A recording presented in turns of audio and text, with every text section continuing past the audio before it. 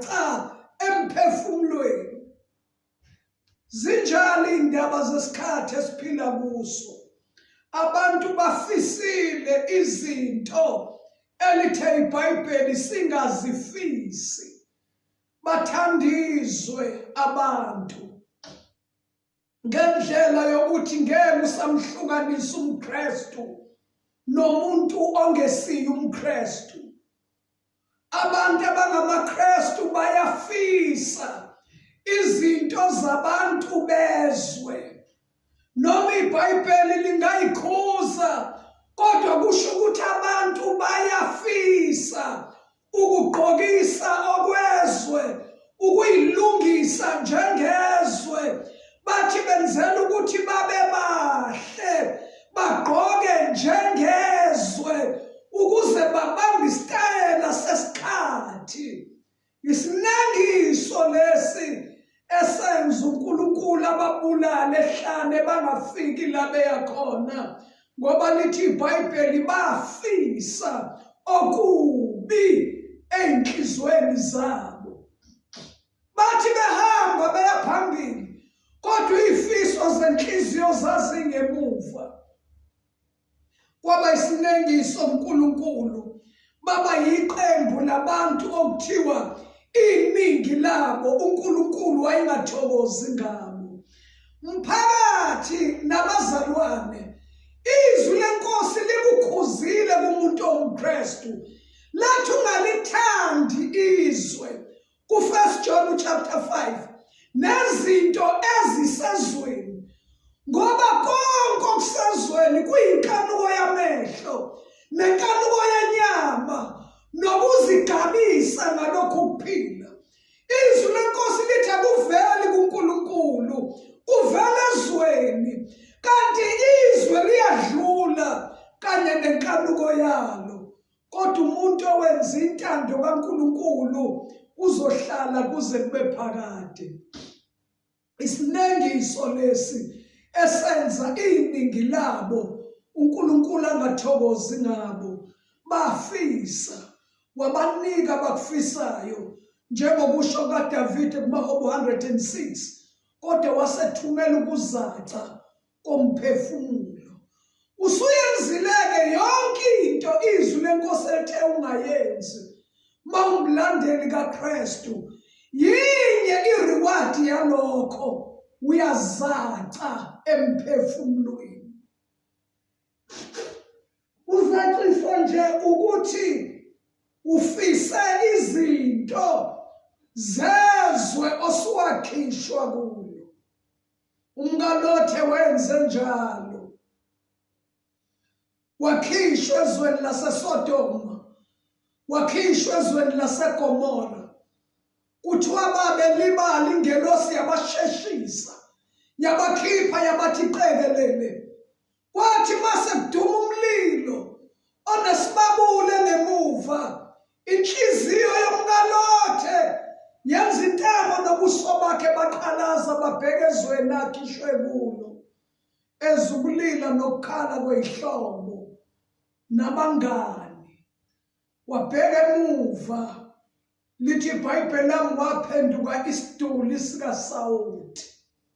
Ningahlubuki uNkulunkulu, bandla likaJesu, ngey'nsuku zokugcina. Ungavuma inhliziyo yakhe ibheke emuva, ngoba kukho lutho oluhle olusemuva. Futhi thina sibona abantu bokuhlehlela ekubhujisweni. Uma singakahlehli, asingabi seqenjini lamaKristu elithi iBhayibheli iningi labo uNkulunkulu wayengathokozi ngabo. Kuzokusiza ngani ukuthokoza enkonzweni yakho? Nenza izinto ezizinengiso kuNkulunkulu, kodwa uNkulunkulu umnikazi webandla athi iningi lenu angithokozi ngalo. Sesibonile isici sokuqala, iBhayibheli lithi bafisa okubi, ngakho-ke bashaywa phansi ehlane labo. Verse number 7 uthi ningabi ngabakhonza izithombe njengabanye kubo okulotshwe ukuthi abaningi bahlala phansi ukuba badle baphuze basukuma ukuba badlale.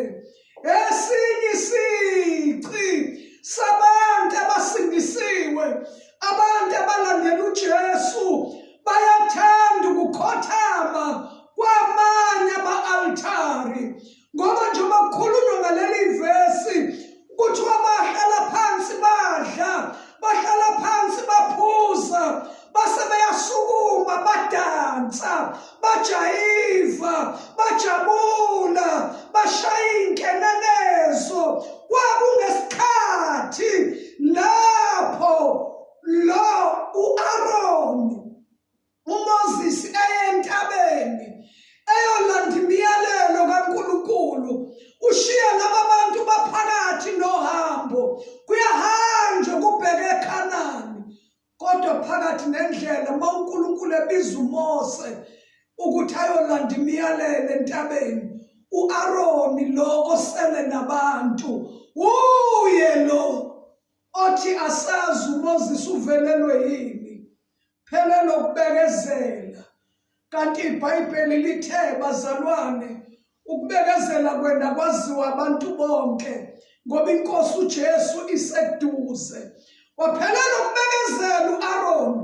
Bathi uMose liyashona liyasa kabuyi, liyashona kuphela inyanga kabuyi. Wathi u-Aroni, lethana amacici namabhengela, lethana ubucwebe benu. Base beyashiswa, kwenziwa ithole legolide. Yena u-Aroni futhi uyena otshela ibandla ethi, nampa-ke onkulunkulu benu abasikhiphe eGibhithe. U-Aroni abahlubukisayo, ubrother kaMoses. Umahluko ukuthi bazalwane, u-Aroni wayeluhamba lolu hambo, kodwa wayengabonananga noNkulunkulu ubuso nobuso. Waye umlandeli. Nakulezi insuku abantu abalandelayo baze bayoba befundisi belandela, bengazange bahlangana noNkulunkulu ubuso nobuso. Bezwa amazwi ezwe umpostoli uPawulu ethi unyazi lwasishaya sonke, kodwa izwi engalizwayo abalizwanga bona. Abantu ababeyibonelo zevangeli, abantu bazalwane ababonene noNkulunkulu, bathatha umyalezo ngqo emlonyeni wonamandla, bathintwa isandla. Abaningi abathi angikaze ngikuzweke lokho, kodwa bayithole sebenamalungelo okulida, balide amabandla, baqala ama-ministries, benze yonke into ebenza bahambe phambi kwabantu, kanti abahlangananga nesandla esinamandla. Bebelandela uMose, umuntu owabonana noNkulunkulu. Kwase kuba bona abalandeli abangayazi indaba yomuntu noNkulunkulu, balandela-ke nanamhlanje ivangeli leli elishunyayelwayo kulesi sikhathi, ivangeli elingayishintshi impilo yomuntu, ivangeli elingenakho ukuphila okuphakade. Kuthiwa nje ungena kanye emseni noma ungenzani, wangena umusa mningi ukwanele. Ngiyafisa ukunixwayisa nginganijaji ukuthi bazalwane, lo musa oshunyayelwayo o-excessive, owumusa njengathi uzigaxa. Leli izwe silifunda namhlanje siyabona ukuthi akunjalo. Izwi leNkosi lithi asenzele umusa ukuba sihlale esonweni, kodwa umusa siyawenzela ukuthi simkhonze uNkulunkulu ekulungeni. Iningi labo uNkulunkulu wayengathokozi ngabo. Singena kulesi sici sesibili sokukhonza iy'thombe. ngesikhathi sebelikhonza leli ithole elenziwe umlandeli kaMose. Sebeyalikhonza manje, sebehlala phansi-ke u-Aroni uyaqhubeka nokwedukisa, usenza i-altari manje lokuthi kuhlatshelwe lesi sithombe. Ama-Israyeli ahlala phansi, adla umhlatshelo, aphuza, asukuma, adansa, agida, esedlila sutha, kodwa adla ukudla okuhlatshelwe leli altari lalesi sithombe esenziwe uMoses, esenziwe u-Aroni. uMoses eye kuNkulunkulu. Isici sesibili, kunjalo nje phakathi kweinkonzo zensindiso, ungangizwa kaba ngijaji, ngiyaxwayisa ukuthi abantu bathandaza kwamanye ama-altari manje. Abantu badla izidlo zama-altari, bayaphuza abantu abasindisiwe, abanye bayaphuza, badla izidlo zoBalpiyori, bese kuqubuka izifo ezingelapheki, bese besukuma badanse. Ngoba lokhu kudansa baye bathi abantu balingisa uDavide. noDavide wagida, nathi siyagida, uma usindisiwe jabula. IBhayibheli alishongo njalo, lithe onendodana unobufakazi. Alishongo ukuthi onendodana uyadansa, lithe onendodana unobufakazi phakathi kwakhe. Onendodana unobufakazi phakathi kwakhe.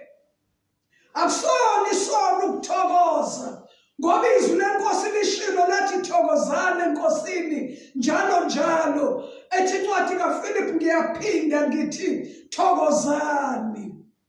Kodwa kwakungesikho ukuthokoza kukamoya, kwakukugidela isithombe. Sebedlile okuhlatshelwe lawo ma-altari ayenziwe u-Aroni, sebedlile, baphuza, basukuma, bagida. Wagida uDavide.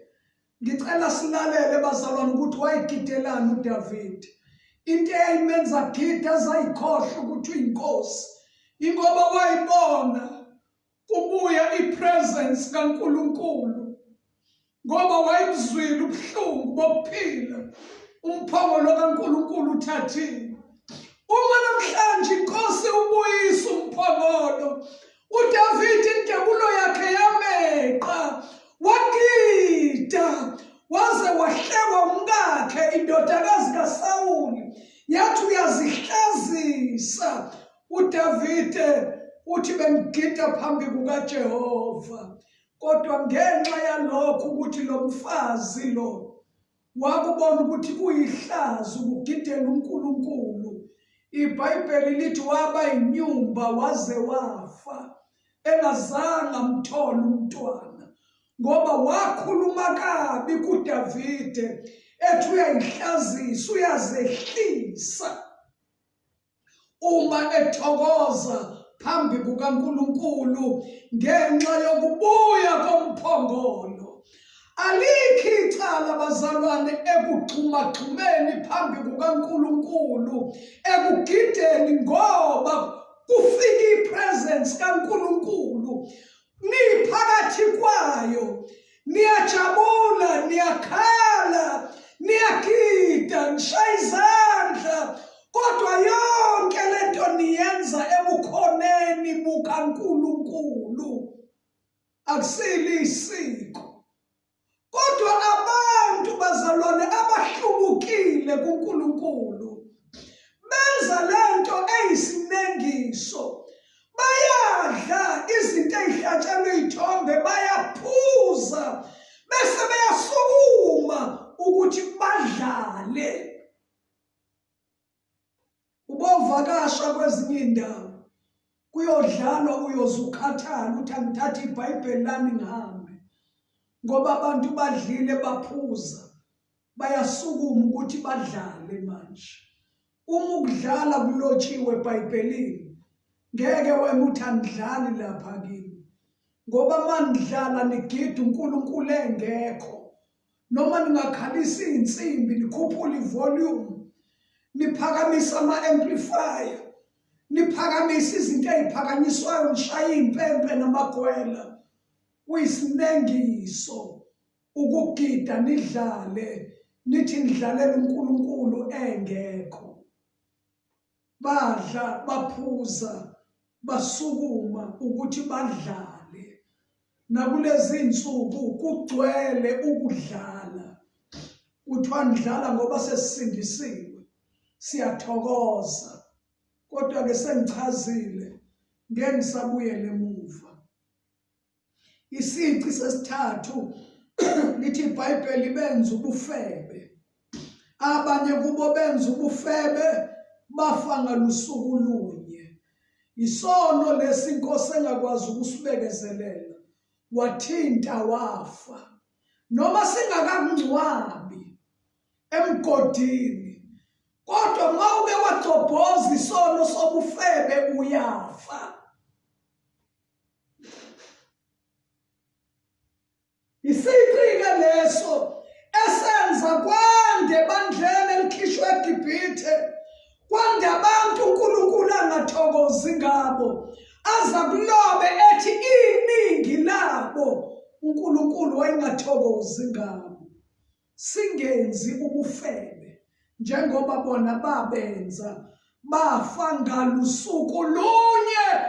2003 bafa ngalusuku lunye ngoba uNkulunkulu wayengathokozi ngabo. Verse number 9, asingayilingi inkosi njengabanye kubo, bayilinga babhujiswa yizinyoka. 10, futhi ningakhononi njengabanye kubo bakhonona babhujiswa ngumbulali. Mawufunda incwadi kaNumeri eTestamentini elidala chapter 21, uzoyithola le ndaba kusuka kuverse number 4, ukuthi abantwana bakwa-Israyeli ababondliwa ngemana, bondliwa ngokudla bangakusebenzelanga, bondliwa ngokudla kwakubaphatha kahle kungenazifo, kodwa lithi iBhayibheli bakhonona. Bathi bona bayanengwa yilesi sinkwa esilulana. Bakhumbula anyanisi baseGibhithe, bakhumbula amakhukhamba aseGibhithe, bakhumbula inyama babeyidle eGibhithe, baze bakhohlwa ubugqila ababephansi kwabo, obabenza bakhala kuNkulunkulu 40 years. Amazulu azanyakaza athi ngizwile ukukhala kwabo, kodwa batholakala endleleni sebekhononda, bethi bayanengwa yilesi sinkwa esilulana. Ngenxa yalawo mazwi, izwi lenkosi lithi uNkulunkulu wavusa inyoka. Encwadini kaNumeri 21 kuthiwa inyoka uNkulunkulu azivusa, zazinesihlungu, zabaluma abantu abaningi ababekhishwe eGibhithe ngesandla esinamandla bafa bengakafiki eKhanani ngoba bakhonona. Nakulezi insuku kusenjalo, abantu bayanqena ukwenza intando kaNkulunkulu. Bathi ngeke mina ngilandele uJesu ngibe nje. Mawulandela uJesu ukuthi uphuphile umubi, uyayigugisa, awukho esitayeleni. Ngicela ningakhonondi bazalwane, sekuyisikhathi sokugcina. Umakoti uyayicwala manje, umyeni usemnyango. Ningakhonondi bazalwane, ningakhonondi njengoba uIsrayeli wakhononda, wadliwa zinyoka ehlane. Uverse number 11, 12 uthi kepha lezo zinto zabehlela bona kube isibonelo kulotshelwe ukusiyala thina osekufikile kithi ukugcina kwezikhathi. Wonke lamazwi siyakhumbuzana wona, angishumayela amazwi angaziwa, kodwa ngishumayela amazwi aziwayo ukukukhumbuza ukuthi singenzi njengebandla lakhishwa eGibhithe, ngoba sekufikile kithi ukugcina kwezikhathi. Uma kukhulunywa ngabantu uNkulunkulu angathokozi ngabo, sibonile imiphumela yakho ukuthi mawuhamba ngendlela uNkulunkulu angathokozi ngayo, yiqiniso ukuthi ngeke ufike la siyakhona. Kulotshelwe thina sekufike kithi ukugcina kwezikhathi ukuthi singakhonondi bazalwane.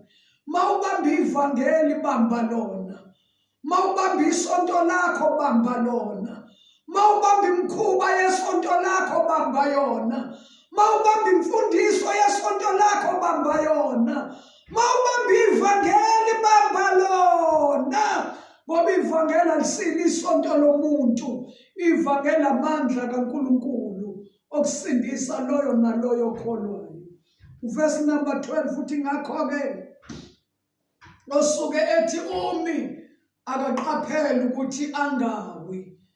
Akusona isikhathi sokuhamba uvala amehlo ukhutshwa nawumsingizana nje.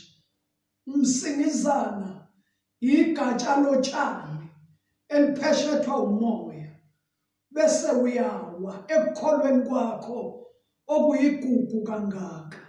Qaphela-ke noma uthumile, qaphela ukuthi ungawi. Zinsuku zokugcina lezi. Abantu abawiswa izinto abayibonayo, abawiswa zinhlupheko ezibahlaselayo. Azikakafiki maKristu inhlupheko zokushushiswa kwebandla. Abantu basawiswa nje zitayela, basawiswa nje yizwe, bawiswa izinto abayithandayo, izona ezibahlubukisa uNkulunkulu. Nawe othumile, qaphela ukuthi ungawi. Gcina ngalamazwi athi anifikelwa ukulingwa okungenjengokwabanye abantu. Into ekwehlelayo mntwana kaNkulunkulu woye eBhayibhelini uyothola ukuthi yabehlela nabanye. Ayikho into entsha, into eyake yabakhona lithi izwi lenkosi iyona futhi ezobuye ibe khona. uNkulunkulu ufuna into eyizayo. Akekho umuntu ofikelwa ukulingwa kuthiwe nje lento iyaqala ngami. Wophela umbhalo uyothola ukuthi lesi silingo, lempi lengcindezi ophansi kwayo khona yabehlelayo. Yabehlela nabanye. Bese uyafunda lapha ezweni ukuthi kwakwenze njani, bathi mabehlelwa benze njani, ngoba kwakungeke kulotshwe ukuthi awufikelwa ukulingwa okungenjengokwabanye abantu uma wena wahlelwa izinto eziqalayo ngawe. Anifikelwa ukulingwa okungenjengokwabantu. Ngelinye ilanga ngangidlinza abazalwane ngezinye izimo zokuphila. Inkosi yanginikeza izwi ngesikhathi amadodana kaSolomon kukhejulwa umbuso phakathi. Abanye belandela uJeroboam, abanye balandela uRehobhoam.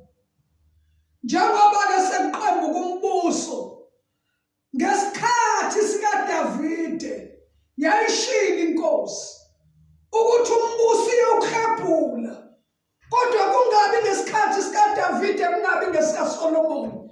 Yathi enzalweni yakho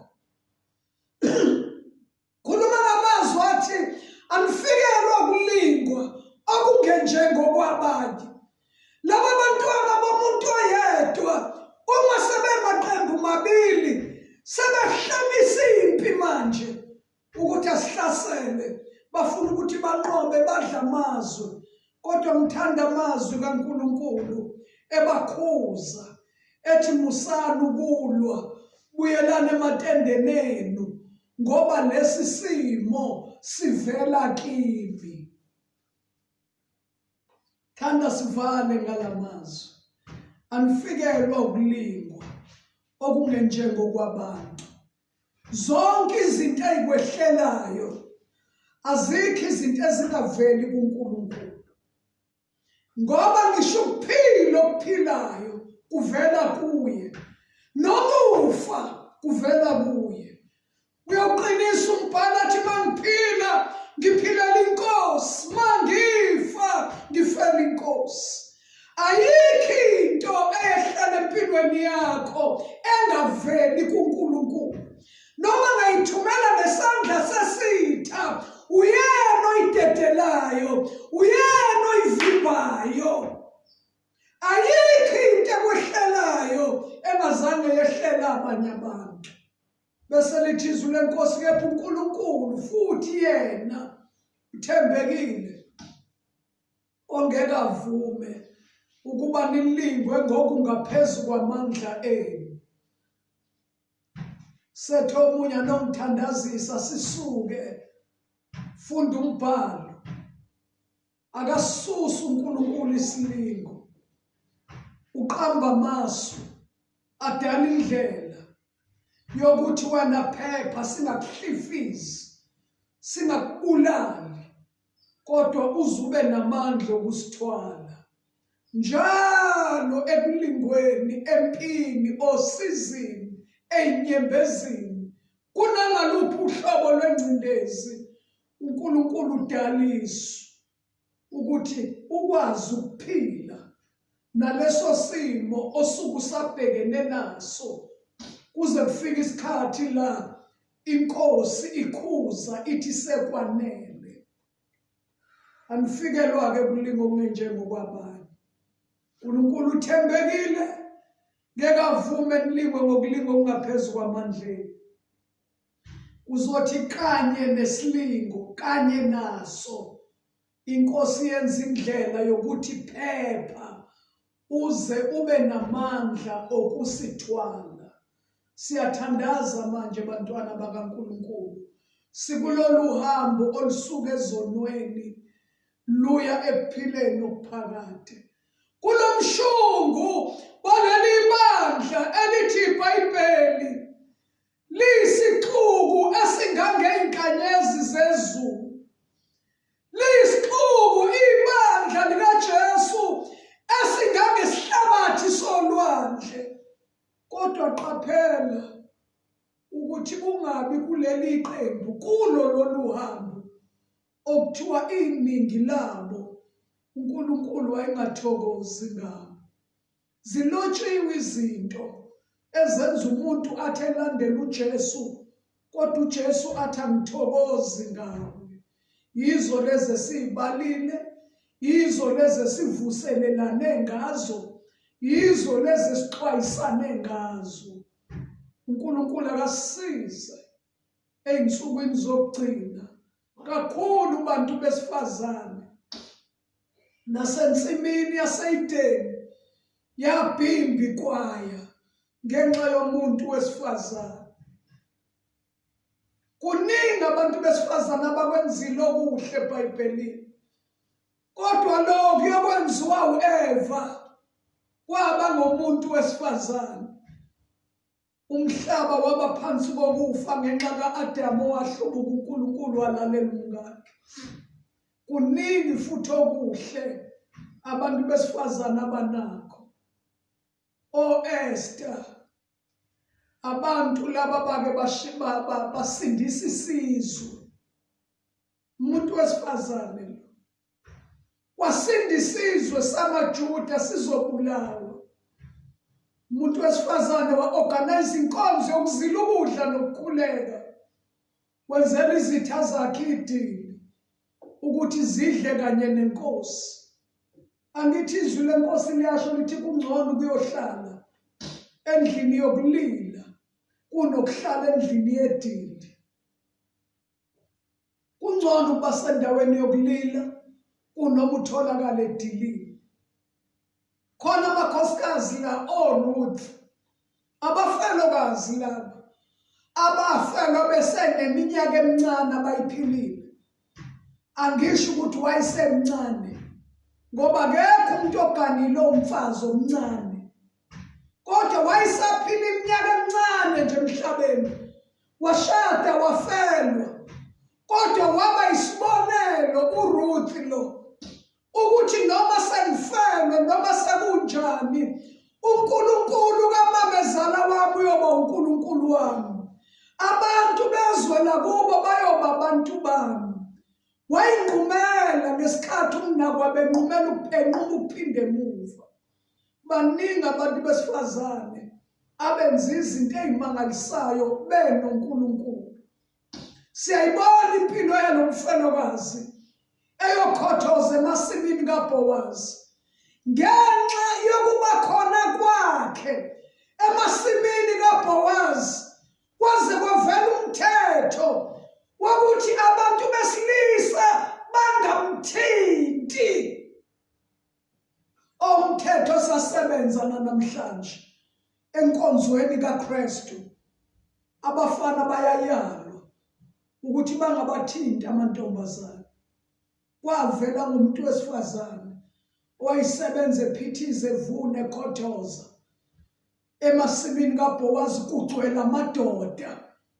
Aqali ngawo ukuthi uyosebenza nabantu besilisa, aqali ngawo ukuthi uye lunchini nabantu besilisa, kodwa unalungelo lokuphatha ikhafuthini ezimbili. Phathela indoda yomuntu ngoba ikhango wena, ihlebe ikhuluma kabi ngomkayo, ithi akanginaki. Wena kusubona ukuthi uzoyiphathela isikhafuthini ukhombisa ukuthi uyayinaka.